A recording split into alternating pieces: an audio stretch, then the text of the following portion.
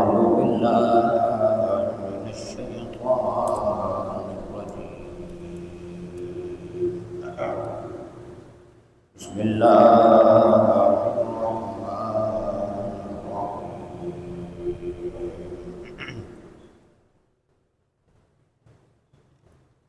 قل بفضل الله وبرحمته وبذلك فليفرحوا هو خير مما يجمعون. آمنت بالله صدق الله مولانا العظيم وبلغنا رسوله النبي الكريم الأمين ونحن على ذلك من الشاهدين والشاكرين والحمد لله رب العالمين. هو الحبيب الذي ترجى شفاعته لكل حول من الأعمال المقتحمين. يا رب صل وسلم دائما أبدا على حبيبك خير الخلق كلهم. يا رب بالمصطفى بلغ مقاصدنا واغفر لنا واغفر لنا واغفر لنا واغفر لنا ما مضى يا واسع الكرم.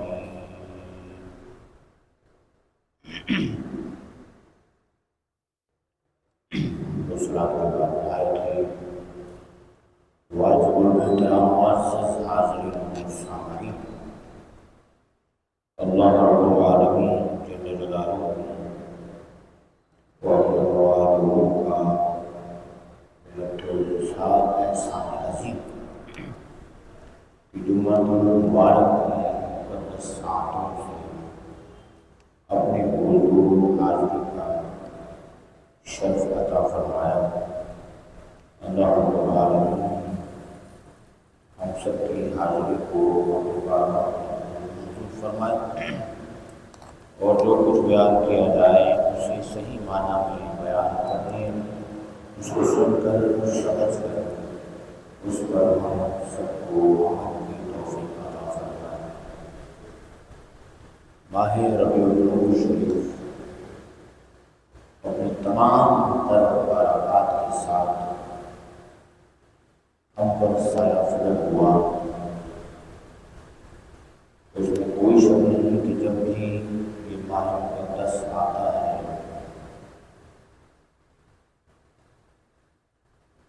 تو ہر عاشق رسول اس ماہ مقدس کی آمد سے اپنی عقیدتوں اور محبتوں کا اظہار کریم آقا علیہ السلام کی ولادت پانسال خوشی کیا کرتا ہے. اور اہل ایمان کو بھی چاہیے کہ جب بھی یہ ماہ مقدس آ جائے اللہ اور اس کے رسول صلی اللہ علیہ وسلم کی بارگاہ میں شکر ادا کریں کہ اللہ رب العالمین نے ہمیں اپنے کرم سے ایک ایسی نعمت عظمیٰ عطا فرمائی ہے جو کہ تمام نعمتوں سے بڑھتی ہے. اور اسی نعمت کے سبب سے حضور ہی کی دنیا میں جلوہ فرمانے کی وجہ سے تمام تر کائنات کی روشنیاں رنگینیاں یہ حضور کے ہی دم اور کرم سے. اور جیسا کہ آپ کو معلوم ہے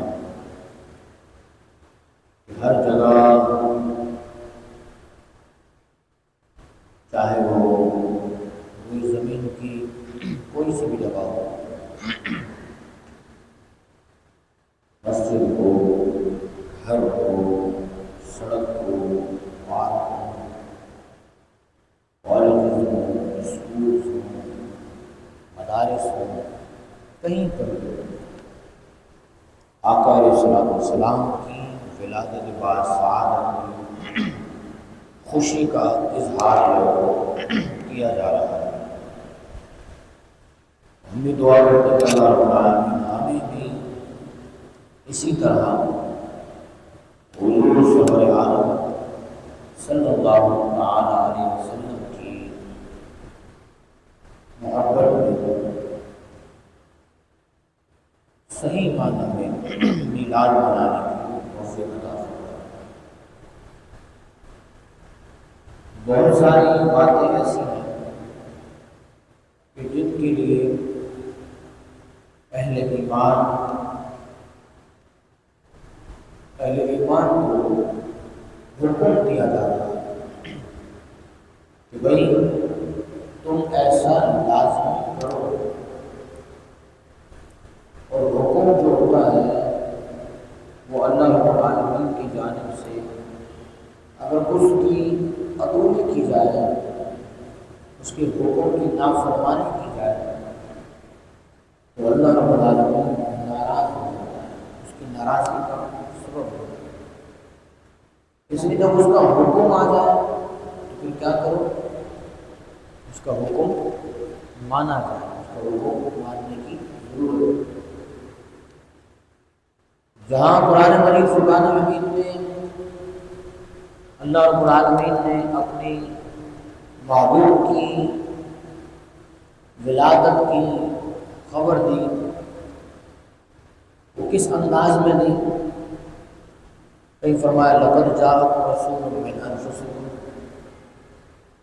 عزیز علیہ ما عنتم حریص علیکم، کہیں فرمایا لقد من اللہ علی المؤمنین اذ بعث فیہم رسولا، کہیں فرمایا کہ ہم نے تم میں رسول بھیجا بالأمیین رسولا، کہیں فرمایا کہ قل بفضل اللہ ورحمتہ فبذلک فلیفرحوا هو خیر مما یجمعون، فرمایا کہ محبوب آپ فرما دیجئے کہ جب اللہ کا فضل اور اس کی رحمت آ جائے تو کیا کرو، تم خوشیاں منایا کرو، خوش ہو، اور ایسا کرنا تمہارا خوش ہونا ہوا خیر مما یجمعون، اس چیز سے بہتر ہے جو تم جمع کر کے رکھتے ہو۔ وقت کم ہے اور میں اسی ضمن میں رہتے ہوئے آج کی گفتگو سے میلاد پاک حضور سرور عالم صلی اللہ علیہ وسلم قرآن میں پھر کہتے ہیں کہ اس آیت مبارکہ سے میلاد کیسے ثابت ہو، اس آیت مبارکہ سے میلاد کیسے ثابت ہو؟ سب سے پہلے تو ایک بات یہ سمجھ لیجیے کہ ہم اس بات کے پابند نہیں ہیں کہ ہم کسی کو میلاد شریف پر دلائل دیں۔ اگر کوئی کہے بھائی سورج طلوع ہوتا ہے مشرق سے اور مغرب میں غروب ہوتا ہے تو کیا اس پر بھی کوئی دلیل دینے کی ضرورت ہے؟ نہیں نا۔ اور اگر کوئی کہتا ہے کہ بھائی چاند رات میں چاندنی بکھیرتا ہے، اس پر کوئی دلیل دینے کی ضرورت ہے؟ نہیں ہے۔ اسی طرح اگر کوئی کہے کہ ستارے آسمان میں ٹمٹماتے ہیں اور بے شمار ہیں، وسیع تعداد میں، تو اس پر دلیل دینے کی ضرورت نہیں۔ تو اسی طرح یہ برحق ہے کہ حضور دنیا میں تشریف لائے ہیں تو کیا اس پر بھی دلیل دینے کی ضرورت ہے؟ اور بتدریج جیسے اللہ رب العالمین ایک بندہ بشر کو دنیا میں بھیجتا ہے، ایسے ہی اللہ کے محبوب سرور عالم صلی اللہ علیہ وسلم ماں کے پیٹ سے دنیا میں تشریف لائے۔ یہ ایک الگ بات ہے کہ حضور کا نور اقدس نور انور، نور اطہر، یہ سب سے پہلے کائنات میں اللہ رب العالمین نے بنایا۔ حضور خود فرماتے اول ما خلق اللہ نوری، کہ اللہ نے سب سے پہلے میرے نور کو پیدا فرمایا۔ تو پھر اب یوں سمجھنا پڑے گا، اگر سب سے پہلے اگر اللہ رب العالمین نے اپنے محبوب کے نور کو پیدا فرمایا تو پھر نور بنا کس سے؟ نور کیسے بنا؟ نور آیا کیسے؟ تو اللہ رب العالمین نے اپنے نور سے پیدا فرمایا۔ کیا فرمایا؟ خلق اللہ نوری، سب سے پہلے میرے نور کو پیدا فرمایا، اپنے نور سے پیدا فرمایا۔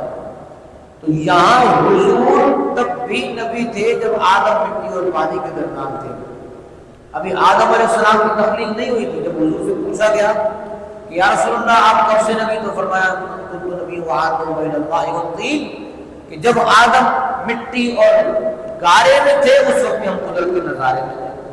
فرمایا اس وقت بھی میں نبی تھا، لیکن جسم اقدس حضور کا دنیا میں تبھی آیا جیسے اللہ رب العالمین ماں کے پیٹ سے کسی بندہ بشر کو پیدا فرماتا ہے۔ تو یہ نور اور بشر کی ہم بحث میں نہیں جاتے، لیکن سمجھانا مقصود یوں ہے کہ میرے آقا کریم علیہ السلام دنیا میں آئے تو شرک مٹانے کے لیے آئے۔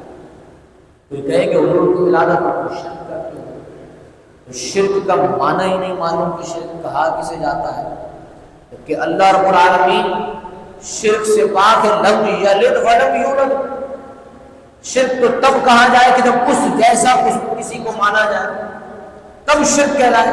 ہم تو حضور کو اللہ جیسا نہیں مانتے، یعنی کیا فرمایا؟ تم ذات خدا سے نہ جدا ہونا، خدا ہو، یعنی اللہ رب العالمین نے اپنے محبوب کو جس نور سے پیدا فرمایا، پھر کوئی یہ کہے کہ اللہ نے اپنے نور سے پیدا فرمایا، نعوذ باللہ من ذالک، ہم یہاں بھی شرک نہیں کرتے، بلکہ یوں سمجھیں کہ میلاد لفظ ہی شرک کو مٹانے کے لیے، جو پیدا ہو اسے نبی کہا جاتا ہے اور جو پیدا نہیں ہوتا اسے رب کہا جاتا ہے۔ تو حضور تو شرک کو مٹانے کے لیے دنیا میں تشریف لائے۔ اور مختصر یہ کہ یہاں پر اللہ رب العالمین نے اپنے محبوب کو باقاعدہ طور پر جیسے دنیا میں ایک بندہ اپنے ماں کے پیٹ سے آتا ہے، دنیا میں اسی طرح چلتا ہے۔ اس بات کو بتانے کا مقصد یہ ہے کہ کوئی کہے کہ شرک کرتے ہو، ہمارا شرک نہیں بلکہ ہم میلاد مناتے ہیں، اور میلاد آیا ہی شرک کو مٹانے کے لیے۔ اب یوں سمجھیں کہ میلاد لفظ جو ہے وہ کیا ہے؟ میلاد عربی میں میلاد کہتے ہیں، اردو میں پیدائش کہتے ہیں، انگلش میں برتھ ڈے کہتے ہیں، پنجابی میں جمنا کہتے ہیں۔ جنہیں لاہور نے دیکھا وہ جمے ہی تو مثال معروف ہے نا، یعنی وہ پیدا ہی نہیں ہوا۔ تو اب میلاد کے ساتھ اگر لفظ نبی لگا دیا جائے تو بن جائے گا میلاد النبی، نبی کی پیدائش۔ تو اس میں کیا قباحت ہے؟ اس میں کیا قباحت ہے؟ جبکہ اللہ رب العالمین قرآن مجید فرقان حمید میں ارشاد فرما رہا ہے کہ فرمایا قل بفضل اللہ وبرحمتہ فبذلک فلیفرحوا هو خیر مما یجمعون۔ فرمایا اے محبوب آپ فرما دیجیے جب اللہ کا فضل اور اس کی رحمت آ جائے تو کیا کرو؟ تم خوشیاں منایا کرو۔ اللہ تو فرمایا تم خوشیاں منایا کرو، اس کا مطلب یہ ہوا اللہ حکم دے رہا ہے تم خوشیاں منایا کرو، یعنی جب اس کی ایک نعمت پہ مل جائے چھوٹی سی تب بھی خوش ہو جائے، جب اس کی چھوٹی سی ایک نعمت مل جائے تو بندہ خوش ہو جائے۔ یہ مثال دے رہا ہوں میں، وقت بہت کم ہے، تیزی سے گزر جاتا ہے وقت ہوگا، لیکن موضوع ہمارا میں کوشش کرتا ہوں کہ کمپلیٹ ہو، لیکن جو چیزیں ہمارے عقائد اور اسلام کے حوالے سے ہیں وہ کلیئر ہونی چاہیے، تاکہ آپ آج اب تک یہ نہ سوچیں کہ آپ میلاد منانا شروع نہیں کر رہا ہوں، پتہ نہیں میلاد منانا جائز تو نہیں ہے، میرے ابا نے منایا تھا نہیں منایا تھا، میں رسولوں میں مناؤں یا نہیں مناؤں۔ تو پھر یوں سوچا جائے بندہ اگر کسی سوچ میں وقت گزار دے تو پھر ہوگا کیا؟ آج لے ان کی بنا آج مدد مانگ ان سے، پھر نہ مانیں گے قیامت میں اگر مان گیا۔ تو آج ماننے کی ضرورت ہے، قیامت میں مانا تو پھر کیا مانا، آج ماننے کی ضرورت ہے۔ اسی لیے میلاد النبی حضور کی نبی کی پیدائش، اور اگر نبی کی پیدائش یوں سمجھ لیجئے کہ نبی کی پیدائش اگر لفظ صحیح ہے تو پھر اس پیدائش پر خوشی کا اظہار کیوں نہ کیا جائے؟ اگر آپ آج سے 1500 سال پہلے چلے جائیں، ابھی حضور دنیا میں تشریف نہیں لائے، دیکھیے 1501واں سال منا رہے ہیں نا، 1501 سال ہو گئے حضور کی پیدائش، گزشتہ سال ہم نے 1500 سال منایا تھا نا، یاد ہے؟ اب 1501 سال حضور کی پیدائش کو ہوئے، اس سے قبل کے حالات اگر دیکھیں تو پھر دور جاہلیت میں لوگ کیا کیا کرتے؟ بچیوں کو زندہ درگور کر دیا کرتے تھے، بچیوں کو زندہ درگور کرتے، بچی کسی کے گھر میں پیدا ہوتے تو منہ چھپاتا پھرتا تھا کہ لوگ مجھے کیا کہیں گے، لوگ میرے لیے کیا باتیں بنائیں گے۔ تو اب کیا ہوا؟ پھر اگر اسی دور جاہلیت میں دیکھیں تو پھر ماں وہ ہستی ہے کہ جس کے بارے میں اللہ فرماتا ہے کہ ان کو راضی کرو تو میں راضی ہوں گا۔ فرمایا اس ماں کو بازار کی زینت بنا دیا جاتا تھا، بیچ دیا جاتا تھا، باپ کی کوئی عزت نہیں کرتا تھا، باپ کو کوئی قدر کی نگاہ سے نہیں دیکھتا تھا، یہاں تک کہ کسی کو کسی کی عزت کا پاس نہیں تھا۔ اب اگر پوچھے کہ میلاد کون منائے تو پھر میلاد ہر اس بچی کو منانا چاہیے کہ جس بچی کو میرے آقا نے دنیا میں جلوہ فرما کر عزتوں سے نوازا ہے۔ پھر میلاد ہر اس ماں کو منانا چاہیے کہ جس ماں کے قدموں میں اللہ کے محبوب نے جنت آسمانوں سے اٹھا کر قدموں میں رکھی ہو، اس ماں کو بھی میلاد منانا چاہیے، اس باپ کو بھی میلاد منانا چاہیے جس کو اتنی عزت ملی۔ اللہ فرمایا، حضور نے فرمایا حدیث مبارک، حضور نے فرمایا جو اس کو راضی کرے گا تو میں اس سے راضی ہوں گا، جس نے اپنے باپ کو ناراض کیا فرمایا اللہ بھی اس سے ناراض ہو جائے گا۔ فرمایا باپ کو عزت ملی، فرمایا ہر اس باپ کو میلاد منانا چاہیے، فرمایا اور کس کو میلاد منانا چاہیے؟ فرمایا ہر اس شخص کو میلاد منانا چاہیے جس نے میرے محبوب کا کلمہ پڑھا ہے۔ اس لیے کہ پہلے کیا ہوتا تھا کہ دور جاہلیت میں جہاں بچی کو زندہ درگور کر دیا جاتا تھا، آج اسی باپ سے پوچھے کہ جب بچی کو رخصت ہو رہا ہوتا ہے تو اس کی دل کی کیفیت کا عالم کیا ہوتا ہے؟ اس سے پوچھے بھائی رو کیوں رہا ہے؟ کہ بچی ہے میری، اس کو پالا، اس کو پوسا، اس کو پرورش کی، اس کی تربیت کی، آج یہ مجھے چھوڑ کر اب کسی اور کے ساتھ رخصت ہو کر جا رہی ہے، آج اس کے گھر میں آخری قدم ہے، آخری دن تھا۔ اس سے پوچھا جائے کہ بیٹی کو عزت کیسے ملی؟ فرمایا حضور دنیا میں جلوہ گر ہوئے تو بیٹی کو عزت ملی۔ اب پتہ چلا کہ میلاد منائے کون کون، کس کو میلاد منانا چاہیے؟ فرمایا ہر اس شخص کو میلاد منانا چاہیے جو میرے محبوب کا کلمہ پڑھا۔ اسی لیے میں کہتا ہوں سیدھی اعلیٰ حضرت کو یاد رکھو، آج لے ان کی پناہ، آج مدد مانگو سو، کیا فرماتے ہیں؟ اور تم پر میرے آقا کی عنایت نہ صحیح، نجدیوں کلمہ پڑھانے کا بھی احسان گیا۔ تم یہ تو بتاؤ تم کون تھے، تمہاری اوقات کیا تھی؟ تمہیں کوئی پوچھتا نہیں تھا، لیکن جب محبوب دنیا میں جلوہ گر ہوئے، آپ نے فرمایا اللہ ایک ہے۔ جنہوں نے مانا وہ مرتبہ صحابیت پر پہنچ گئے، اور جنہوں نے نہیں مانا آج بھی قبر میں عذاب میں مبتلا ہے۔ المختصر یہ کہ ہر شخص کو جس نے جو سانس لے رہا ہے اس کو چاہیے کہ وہ میلاد منائے۔ کیوں؟ اس لیے کہ یہ سانس لینا بھی صدقہ میرے محبوب کا ہے۔ پھر کہے بھائی یہ کیا بات ہوئی، یہ کیا بات ہوئی؟ یہ تو سانس اللہ دیتا ہے، سانس تو اللہ دے رہا ہے، ہم کھا پی رہے ہیں تو اللہ رب العالمین دے رہا ہے، ہم اچھا سو رہے ہیں، اچھا کھا رہے ہیں، اچھا پہن رہے ہیں، اچھا رہ رہے ہیں، یہ تو اللہ کی کرم نوازی ہے، اس میں کوئی شک نہیں کہ اللہ کی کرم نوازی ہے۔ لیکن حضور کیا فرماتے ہیں؟ انما انا قاسم واللہ یعطی، پوری کائنات میں جو کچھ بھی تمہیں مل رہا ہے اللہ مجھے عطا فرماتا ہے، میں پوری کائنات میں تقسیم فرما رہا ہوں۔ تو اب پتہ چلا دینے والا اللہ ہے لیکن دلانے والا اللہ کا رسول ہے، دلانے والا اللہ کا رسول ہے۔ اب پتہ یہ چلا جو کچھ بھی ہے یہ محبوب کا صدقہ ہے۔ تو اب ہر شخص کو میلاد منانا، میلاد منانے میں جاتا کیا ہے؟ میلاد منانے میں کسی کا جاتا کیا ہے؟ اور اگر کوئی منا رہا ہے تو کسی کو کیوں تکلیف ہوتی ہے؟ اگر کوئی خوشی کا اظہار کر رہا ہے تو پھر خوش ہونا تو رب کی سنت ہے، اور میلاد پر خوش ہونا یہ میرے اللہ کی سنت ہے۔ یہاں تک کہ پوچھا بھائی حضور نے بھی میلاد منایا ہے تو اٹھائے مسلم شریف، اٹھائے مسلم۔ اور میں کہتا ہوں جس کو مسلم سمجھ میں نہیں آتی، مسلم سمجھنے کے لیے بھی مسلم ہونا ضروری ہے، اور دل کا مسلم بھی ہو، دماغ کا مسلم بھی ہو، پھر مسلم پڑھے اور مسلم پڑھائے تو پھر سمجھ آتی ہے۔ پتہ نہیں بخاری مسلم کیسے بیٹھ کے پڑھاتے ہیں کہ جس میں خود حضور فرماتے ہیں کہ میں حضور سے پوچھا گیا یا رسول اللہ آپ ہر سوموار کو روزہ کیوں رکھتے ہیں؟ آپ سنیے نا معروف حدیث بات، ہر پیر کو حضور روزہ کیوں رکھتے ہیں آپ؟ تو حضور نے فرمایا اس لیے کہ اس دن میں پیدا ہوا ہوں۔ کیا فرمایا؟ اس دن میں پیدا ہوا اور اسی دن مجھ پر وحی کا نزول ہوا ہے، فرمایا اس لیے میں روزہ رکھتا ہوں۔ تو اب حضور ہر پیر کو اپنی ولادت کی خوشی منا کر روزہ رکھتے ہیں، اور حضور کا غلام ہر سال بھی نہ منائے، بولے نا یا سبحان اللہ، تو ہر سال ہم منا رہے ہیں۔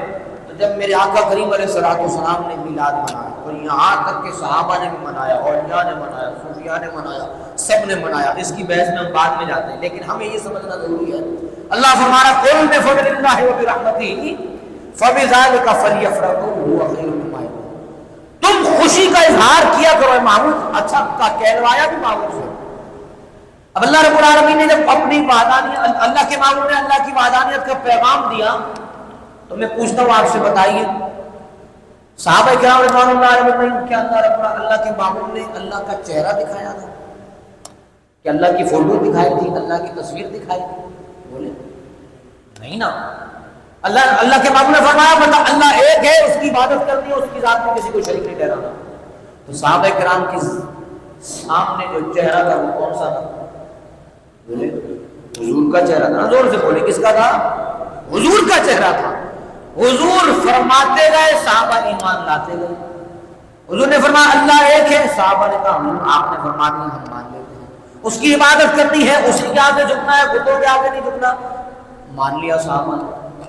تو حضور کو دیکھا صحابہ نے اور ایمان لے آئے، حضور کو دیکھا اور ایمان لے آئے۔ اللہ کو تو نہیں دیکھا تھا، اللہ کو تو نہیں دیکھا تھا۔ اب یہاں اللہ رب العالمین نے جہاں اپنی وحدانیت کے لیے محبوب کو فرمایا کہ آپ ان میں دین کی تبلیغ فرمائیے، تو جب یہ آیت مبارکہ نازل ہوئی تو فرمایا اے محبوب آپ ہی فرما دیجیے کیا بفضل اللہ وبرحمتہ، کہ جب اللہ کا فضل آ جائے اور اس کی رحمت آ جائے تو کیا کرو فرحوا، تم کیا کیا کرو؟ خوشیاں منایا کرو۔ کیا کیا کرو؟ خوش ہوا کرو۔ تو پوچھا جائے کہ فضل کیا ہے اور رحمت کیا ہے؟ فضل سے مراد کیا ہے اور رحمت سے مراد کیا ہے؟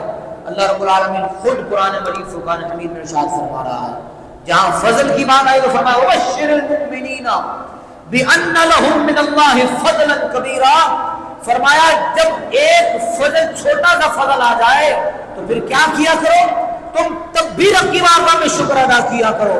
اور فرمایا جب فضل کبیر آ جائے، بڑا فضل آ جائے، وبشر المؤمنین بان لهم من اللہ فضلا کبیرا، مومنین کو خوشخبری دے دو کہ میں نے ان پر فضل فرما دیا، اور عزت والا رسول اللہ فرما دیا۔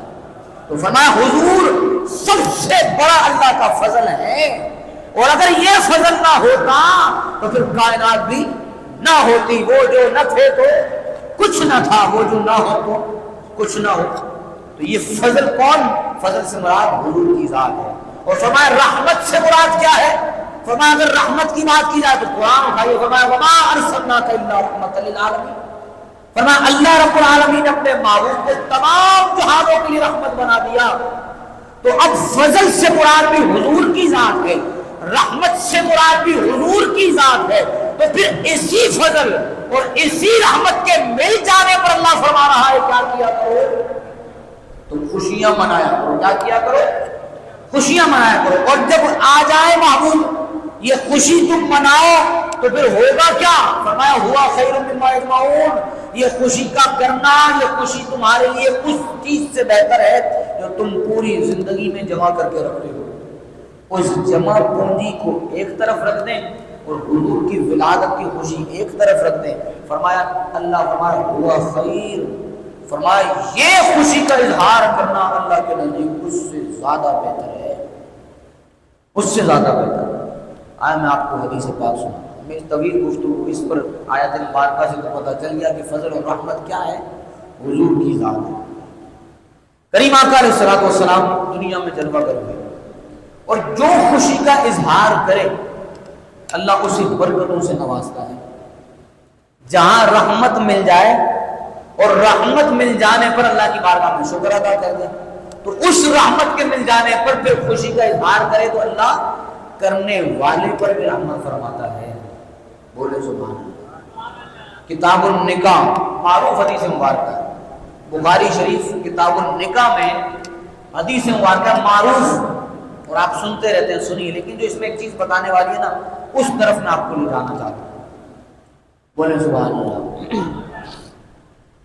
حضور سرور عالم صلی اللہ تعالی وسلم کے چچا حضرت عباس، کیا نام ہے؟ زور سے بولے پتہ چلے آپ سن رہے ہیں۔ حضرت عباس رضی اللہ عنہ، حضرت عباس نے نا خواب دیکھا۔ اچھا یہ لفظ خواب بھی ذہن میں رکھیے گا۔ خواب دیکھا، اور خواب میں کیا دیکھا کہ ابو جہل سے خواب میں ملاقات، ابو لہب سے خواب میں ملاقات ہوا۔ پوچھا ابو لہب کیسی گزر رہی ہے؟ تو ابو لہب نے کیا کہا؟ ابو لہب نے کہا صبح شام مار پڑ رہی ہے۔ کیا کہا؟ صبح شام مار پڑتی ہے۔ اگر اس کو میں اس انداز میں بولوں، ابو لہب وہ ہے نا جس کے لیے پوری سورت نازل ہو گئی۔ پتہ ہے آپ کو کیوں؟ کیونکہ اس نے کہا تھا کہ نعوذ باللہ من ذالک، حضور کے لیے کہا تھا کہ حضور کے ہاتھ ٹوٹ جائے، نعوذ باللہ من ذالک۔ لیکن اللہ نے کیا فرمایا؟ تبت یدا، ایک نہیں تیرے دونوں ہاتھ ٹوٹ جائے۔ اللہ فرمایا تیرے دونوں ہاتھ ٹوٹ جائے، تو دونوں ہاتھوں سے مردود ہو جائے۔ اللہ قرآن میں فرماتا، پھر اس کے لیے پوری سورت نازل فرما دی اس کی مذمت میں۔ اور اتنا ہی نہیں بلکہ میں نے آپ کو شاید سنایا بھی، جو اس کی بیوی تھی نا ابو لہب کی، اس کا کام کیا تھا؟ وہ کانٹے چنا کرتی تھی۔ سنیے حدیث پاک، وہ کانٹے چنا کرتی تھی، اس کا کام یہ تھا۔ اور کانٹے چنتے چنتے کام کیا کرتی؟ وہ کانٹے چن لیتی، اور جہاں سے حضور گزرتے نا وہ کانٹے وہاں ڈال دیا کرتی تھی۔ اچھا پھر ایسا اتنا ہی نہیں کرتی، جب بندہ کسی کو تکلیف دیتا ہے نا تو پھر بیٹھ کے دیکھتا بھی ہے، اور جب اس کو تکلیف ہو جائے تو پھر وہ اس کی تکلیف کو دیکھ کر خوش بھی ہوتا ہے، یعنی اندر ہی اندر خوش ہو رہا ہوتا ہے۔ یعنی آج کے دور میں بھی ایسا ہے کہ بندہ اپنی فکر نہیں کرتا، دوسرے کے لیے سوچ رہا تھا یار اس کے پاس اتنے اچھے کپڑے کہاں سے آ گئے، یہ اتنے ٹھاٹ پاٹ سے رہتا ہے، پھر سوچتا رہتا ہے بندہ، اس کے لیے سوچتا ہے کیا یہ اچھا تھا تو اپنے لیے مانگ لیتا ہے۔ اس پر میں گفتگو کر چکا ہوں۔ اب کیا ہے، وہ بیٹھ کر دیکھتی کہ اب حضور کو کانٹا چبھے تو دیکھ کر خوش ہوئی، وہ کیا کرتی؟ کانٹے بچھا لیتی۔ لیکن کریم آقا تو کریم آقا ہے، اور اللہ رب العالمین اپنے محبوب کو تکلیف نہیں دینا چاہتا۔ اب یہاں سمجھ لیجئے کہ جیسے ہی اس نے کانٹے ڈالے، میرے آقا تشریف لائے اس راستے پر، حضور نے اپنے قدم رنجا فرمائے، وہ کانٹا پھول گلاب کے پھول میں تبدیل ہو گیا۔ ایک بات پوچھوں میں آپ سے، پھر آپ کہتے ہیں پھر ہم نا اس شش و پنج میں رہ جاتے ہیں کہ یار اس نے تو کہا کہ حضور مجھ جیسے ہیں، نعوذ باللہ من ذالک، حضور ہم جیسے ہیں۔ ابے عقل کے اندھے، اگر حضور ہم جیسے ہوتے تو پھر ان کانٹوں کو کیسے پتا تھا کہ جو اوپر پاؤں پڑ رہا ہے وہ مصطفیٰ کا پاؤں ہے؟ اور کانٹا پھول بن گیا، ریت کیوں نہیں بنا؟ ریت کیوں نہیں بنا؟ اس لیے کہ اللہ دکھانا چاہتا تھا جو محبوب کی راہ میں کانٹے ڈالتے اللہ ان کانٹوں کو بھی پھولوں میں تبدیل فرما دیتا ہے۔ یہ تو حضور کی شان ہے۔ اس کی مذمت میں بھی اللہ رب العالمین نے ایک آیت اور لگا دی، تبت یدا ابی لہب میں ایک آیت اس کی بیوی کے لیے بھی لگا دی، فرمایا وامرأتہ حمالۃ الحطب، تو بھی مردود ہے اور تیری بیوی بھی مردود ہے۔ کیا فرمایا؟ تیری بیوی بھی مردود۔ تو اب اس کی مذمت میں پوری سورت نازل ہو گئی۔ سن رہے نا؟ بولے سبحان اللہ۔ اب یہ ابو لہب نا حضرت عباس حضور کے چچا، ان کو خواب میں ملا تو کیا؟ اب حضرت عباس نے پوچھا اے ابو لہب کیسی گزر رہی ہے؟ ابو لہب کیسی گزر رہی ہے؟ تو کیا کہا؟ صبح شام مار پڑ رہی ہے بھائی۔ اچھا کیوں پڑھ رہی ہے؟ کیونکہ اس نے حضور کے لیے گستاخی کی تھی۔ لیکن اس نے کیا کہا؟ لیکن 1 دن آتا ہے پیر کا، سوموار کا، اس دن میری انگلی سے ایک مشروب نکلتا ہے جس کو میں پیتا ہوں، جس کو چوستا ہوں، اللہ اس ایک دن مجھے راحت عطا فرما دیتا ہے۔ اب بھائی پوچھا کیوں، وجہ کیا ہے؟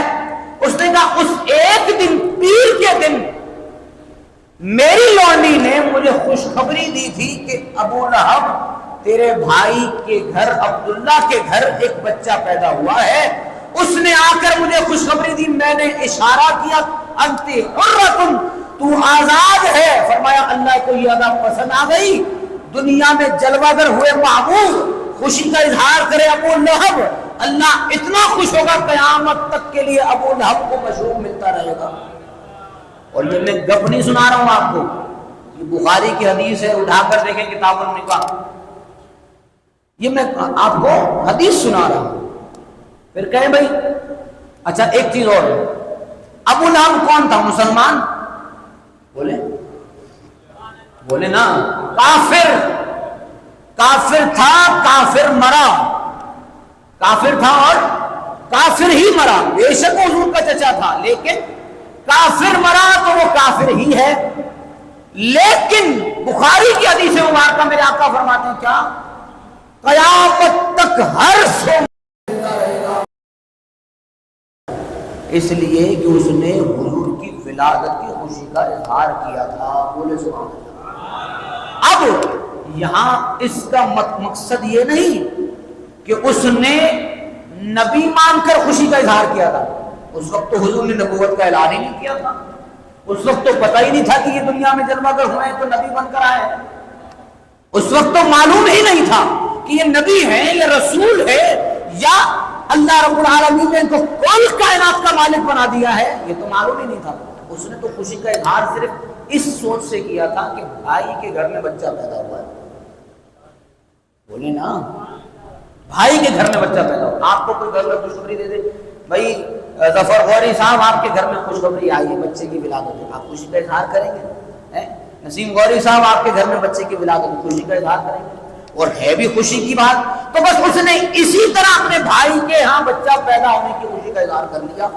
نہ اس نے نبی مانا، نہ اس نے رسول مانا، نہ ملک کے کونین کا سردار مانا، بلکہ اپنے گھر میں بچے کی ولادت کی خوشی کا اظہار کیا، تو اللہ نے قیامت تک کے لیے اسے راحت و سکون عطا فرما دیا۔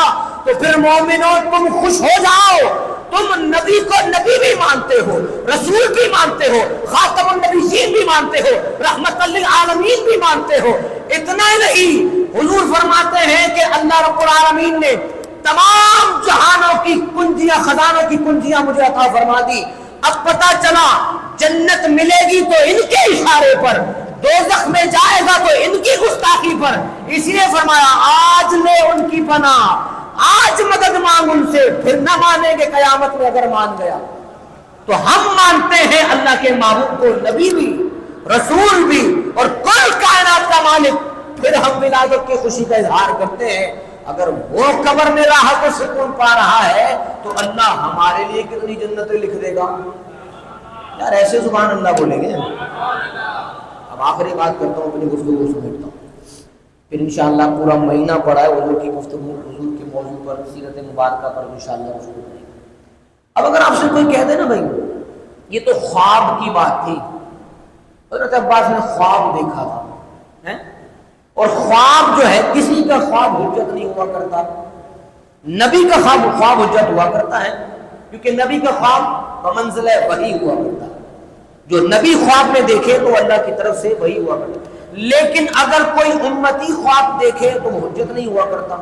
تو پھر آپ سے کوئی یوں بھی کھیل سکتا ہے کہ بھئی یہ تو خواب دیکھا تھا حضرت عباس نے، اور خواب کی بات حجت نہیں ہوا کرتی، کہ آپ کہہ دیں کہ بھئی یہ دلیل بن گئی ہے اور یہ حجت بن گئی ہے کہ میلاد کی خوشی منانا جو ہے وہ اس حدیث سے ثابت کرتے ہیں۔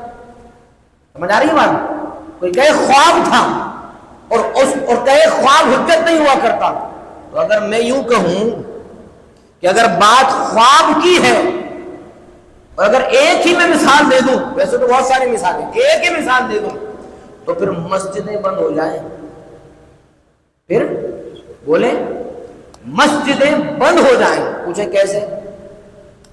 پوچھیں کیسے؟ چلیں بتاتا ہوں. میرے آقا کریم علیہ الصلوۃ والسلام آپ معراج سے تشریف لائے. حضور نے فرمایا بھائی اب نماز فرض ہو گئی ہے اور اب نماز کے لیے جو ہے وہ تیار ہو جاؤ. 5 وقت نماز ہم نے ادا کرنی ہی کرنی ہے. اس پر بھی میں گفتگو کروں گا لیکن صرف سمجھانے کے لیے اتنا ہی کہتا ہوں.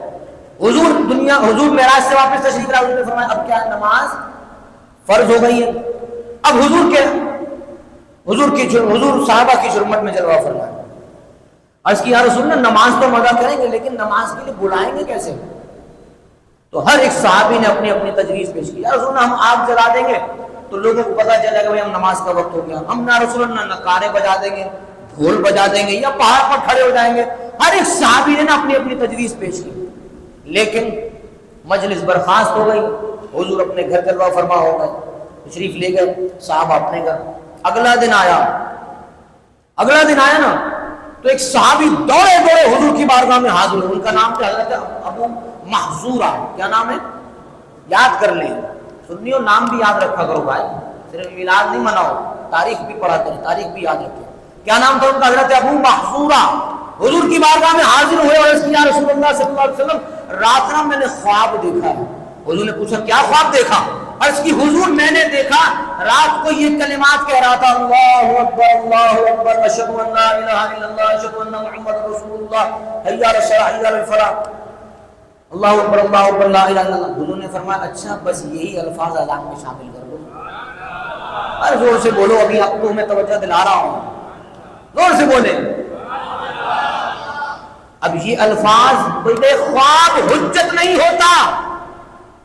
تو اگر خواب حجت نہیں ہوتا تو حضرت ابو محذورہ کے کہے پر اللہ کے محبوب نے قیامت تک کے لیے الفاظ اذان بنا دیے. تو یہ بھی تو خواب تھا, بولے نا, یہ بھی تو خواب تھا. اور اتنا ہی نہیں, یا رسول اللہ یہ کلمات کہے گا کون؟ حضور نے فرمایا بلال تمہاری ڈیوٹی ہے, تم اذان دیا کرو. آج جو کہتے ہیں نا حضرت بلال کی آواز میں لکنت تھی تو وہ توبہ کر لیں, ایسا نہیں ہے. یہ قوالوں نے اور نقیبوں نے بہت سارے معاملات خراب کر کے کہ حضرت بلال کی اذان میں لکنت تھی. علماء لکھتے ہیں باقاعدہ طور پر حضرت بلال حبشی کے لیے لکھا گیا ہے فصیح و بلیغ آپ کی زبان مبارک تھی, جن کو باقاعدہ تلفظ آتے ہیں اس کو کہا جاتا ہے. تو حضرت بلال حبشی نے کو حضور نے فرمایا بلال اذان دینا شروع کر دو. نماز کا وقت وہ اذان دینا شروع کی. جیسے ہی اذان کی آواز سیدنا فاروق اعظم رضی اللہ تعالیٰ کے کان میں پڑی, آپ نے دڑکی لگائی. روایات میں آتا ہے آپ تہبند باندھے ہوئے تھے, آپ اتنی تیز بھاگتے جا رہے تھے کہ آپ کا تہبند زمین سے رگڑتا ہوا جا رہا تھا. حضور کی بارگاہ میں حاضر ہوئے. اب آپ کی سبحان اللہ آنی چاہیے, بولیں گے نا. اب حضور کی بارگاہ میں حاضر ہوئے. عرض کی یا رسول اللہ ابھی میں خواب دیکھ رہا تھا کہ یہی الفاظ مجھے خواب میں سنائی دے رہے تھے, اللہ اکبر اللہ اکبر. اب بتاؤ اگر خواب حجت نہیں ہے تو پھر میرے محبوب نے قیامت تک کے لیے اذان کو کیوں فرمایا؟ تو پھر کیا فرمایا؟ یہ اذان, یہی ادا جو ہے اللہ رب العالمین پسند فرماتا ہے اور قیامت تک کے لیے کیا ہو گئی؟ یہ اذان بن گئی اور ہماری نماز کے لیے پکار بن گئی. اب اگر کوئی کہے مثال کے طور پر بھائی حجت نہیں ہوتی, تو وہ جو کافر مرا جس نے نبی بھی نہیں مانا رسول بھی نہیں مانا وہ خوشی کا اظہار کرے تو پھر مومن کیوں چپ رہے؟ مومن کیوں چپ رہے؟ اذان دن میں 5 مرتبہ دی جائے تب تو بند نہ ہو. میلاد سال میں 1 مرتبہ آ جائے تب تم بند کرنے کی کوشش کرتے ہو. تو اسی لیے میلاد ہوتا رہے گا. اور کیسے ہوگا؟ سرکار کی آمد, آقا کی آمد, جانا کی آمد, حضور کی آمد, پر نور کی آمد. سب زور سے بولو, سب زور سے بولو. آقا کی آمد, جانا کی آمد. ابھی بھی جو سوچ رہے ہیں نا کہ میں ہاتھ اٹھاؤں نہ اٹھاؤں, تو بروز محشر میں یقین دلاتا ہوں آپ کا ہاتھ اٹھانا اللہ کی بارگاہ میں قبول ہو جائے گا. سرکار کی آمد, آقا کی آمد, حضور کی آمد, اور نور کی آمد. سب زور سے بولو, للکار کے بولو, شرمانا چھوڑو اور زور سے بولو. آقا کی ولادت، آقا کی ولادت، آقا کی ولادت، نعرہ رسالت، نعرہ رسالت، نعرہ رسالت۔ بس اعلانات سماعت فرمانی اسی جذبے کے ساتھ آپ کو معلوم ہے